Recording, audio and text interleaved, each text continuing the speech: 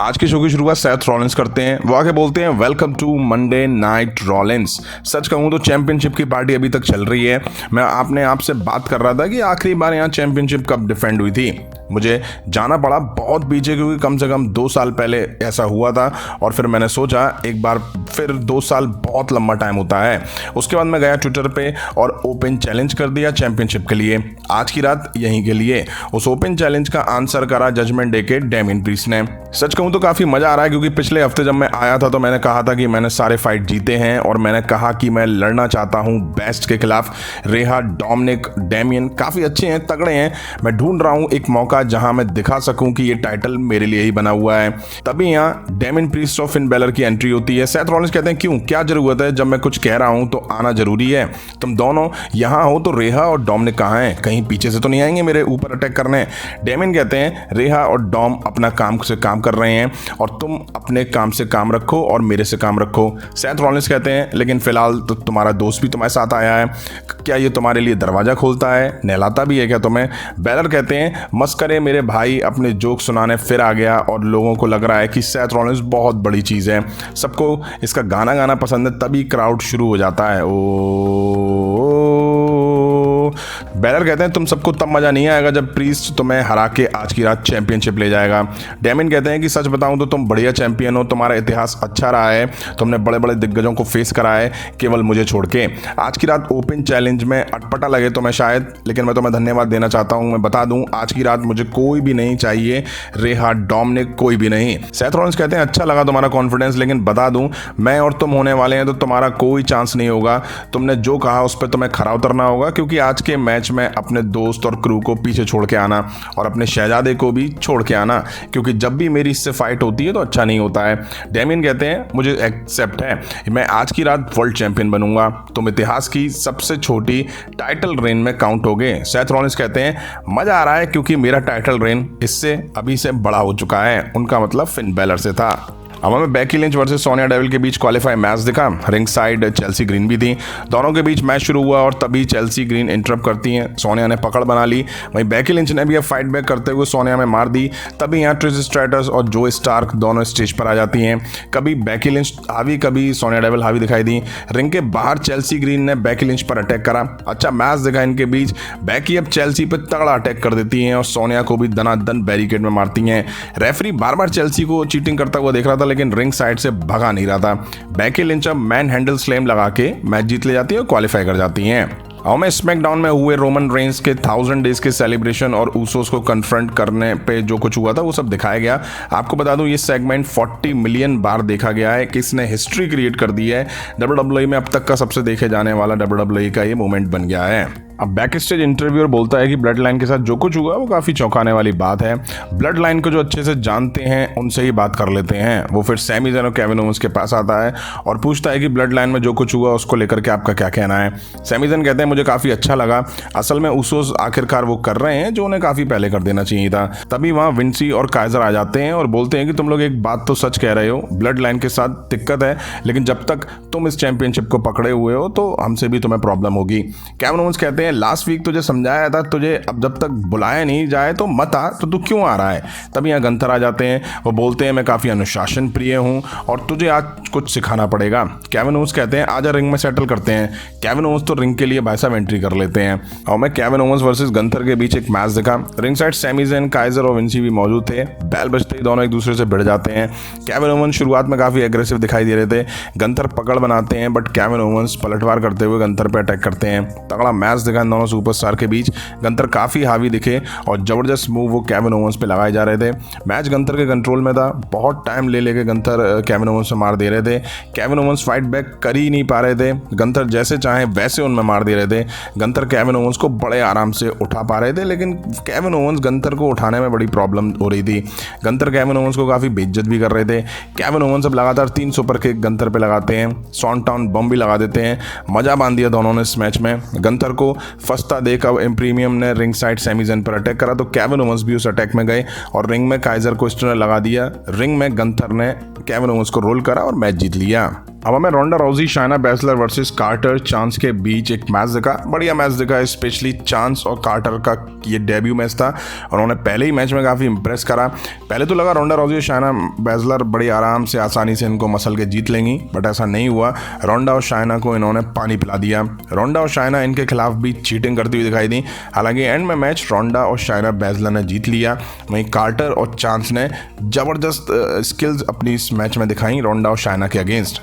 Next हमें Ricochet versus Nakamura के बीच match दिखा। दोनों मनी इन द बैंक के क्वालिफायर हैं। दोनों के बीच मैच शुरू होता है। रिकोशे बड़ी फुर्ती दिखाते हैं और उछल कूद करके नाकामुरा को परेशान करते हैं।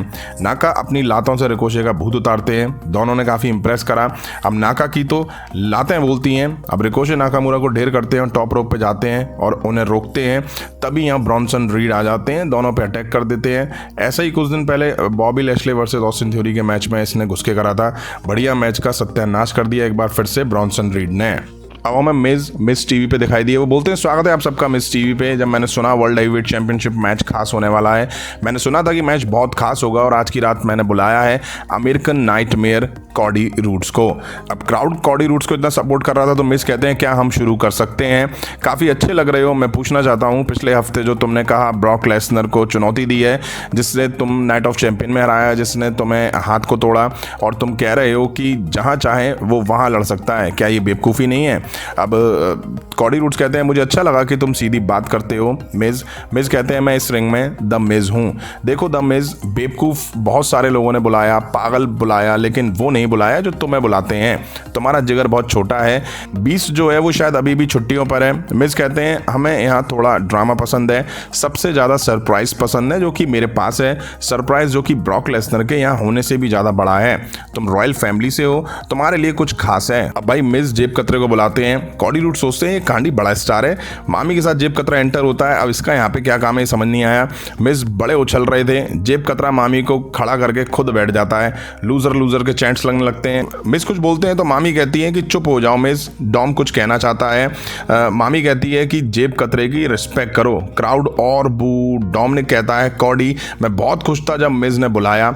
लास्ट वीक मैंने सुना जब तुमने कहा कि तुम इस गली के कुत्ते हो, तुम केवल एक चिड़िया हो टूटे हुए पंख के साथ वाली, और मैंने तुम्हें देखा कि उस लिस्ट में सिटी के नाम ले रहे थे जहां ब्रॉक तुम्हें मिल सकता है लड़ने के लिए, और मैंने सोचा कि कैसे बुरे पिता हो, तुम्हारे घर एक बेटी है, तुम्हें घर होना चाहिए, और उसके बदले यहां तुम हो बिल्कुल मेरे बाप की तरह, रे मिस्टीरियो की तरह, जैसा कि उसने मेरे साथ करा। कॉडी कहते हैं तो उस पर मुझे तरस आता है, ये दुनिया कठोर है तुम्हारे लिए, तुम्हारा बड़ा ही घटिया प्रेजेंट टैटू है। मैंने देखा था वो मैच तुम्हारे पिता के अगेंस्ट, जिसे कोई मैच नहीं कह सकता क्योंकि बच्चों की पिटाई होती है, वो ही तुम्हारी वहां हो रही थी। रे मिस्टीरियो की मैं बहुत इज्जत करता हूं। अब हो सकता है कि वो परफेक्ट ना हो, लेकिन उससे बहुत गलती हो सकती हैं, उसमें से एक बड़ी गलती तू है।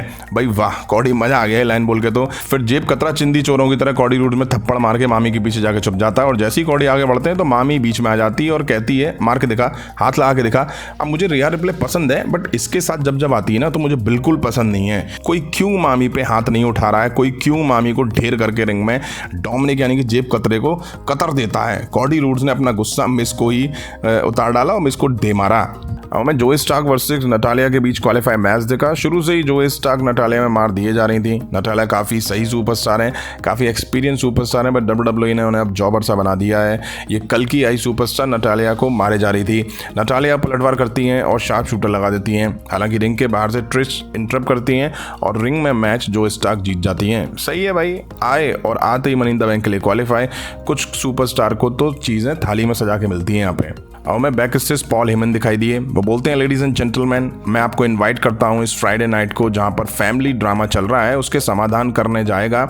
जे उसो को एक फैसला लेना है, सबके सामने, आपके सामने मैं उस बात को रखूंगा। ट्राइबल चीफ को भी खबर दूंगा, चाहे जितनी भी बुरी क्यों ना हो। एनओआई फैमिली में काफ़ी दरार आ सकती है, जो होने वाला है उसकी वजह से।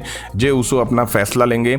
जे जिसके साथ खड़े होंगे अपने भाई सोलो के साथ। आप भले ही एक ही गर्भ से निकले हो, लेकिन वो गर्भ भी आइलैंड ऑफ रिलेवेंसी के सामने कुछ नहीं है जिस पे रोमन रेंस हैं। सब मानेंगे लोहा रोमन रेंस का।